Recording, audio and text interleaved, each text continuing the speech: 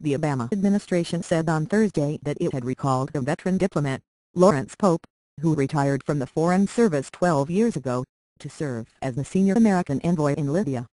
Mr. Pope has been appointed as the charge d'affaires, and arrived in Tripoli, Libya's capital, on Thursday. His appointment comes 1 month after the death of Ambassador J. Christopher Stevens in an attack on the American diplomatic compound in Benghazi. The White House has yet to nominate the new ambassador, and Mr. Pope will be the top-ranking American diplomat in Libya until that. Thank you for trying verbose. This recording will go away once the product has been purchased. Post is filled. It was very clear that we needed to get a senior leader to Libya on an urgent basis in advance of the White House having an opportunity to nominate the permanent successor for Chris, the State Department official said, referring to Mr. Stevens. The move, the official said, would send a signal that the United States was still committed to a strong relationship with Libya. With the presidential election approaching, the White House was not expected to rush to nominate the new ambassador, the move that would lead to confirmation hearings. Thank you for trying verbose. This recording will go away once the product has been purchased. That might re-energize an already politicized debate over the United States mission in Libya and the security of American personnel there. The decision to recall Mr. Pope from retirement also reflects the fact that there is a shortage of senior Arabists in the State Department. In 31 years as a diplomat, Mr. Pope served as the ambassador to Chad and as the political advisor to General Anthony C. Zinni, the head of the Central Command, the American military headquarters that oversees operations in the Middle East. General Zinni, who is now retired from the Thank you for trying verbose. This recording will go away once the product has been purchased. Military, said Thursday that Mr. Pope is fluent in Arabic, knows the Middle East and Africa well, and is extremely respected out there by the leadership. Mr. Pope, 67, is known not only for his diplomatic career but also for how it ended.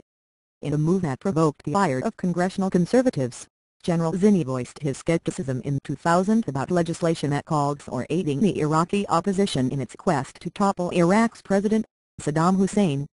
The general warned that encouraging Ahmad Chalabi and other members of the Iraqi opposition to take "Thank you for trying" verbose.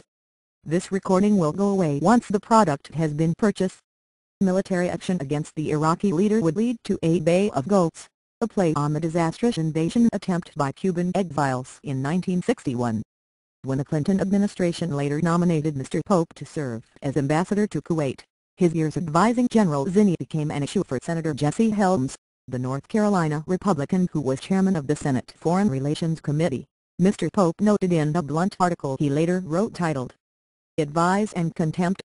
Mr. Pope recalled in the article that he had been confronted by an Obama "Thank you for trying" verbose. This recording will go away once the product has been purchased. Committee, Danny L. Pleka, argued that he must either have agreed with General Zinni about the inadvisability of arming the Iraqi opposition or was an ineffective advisor.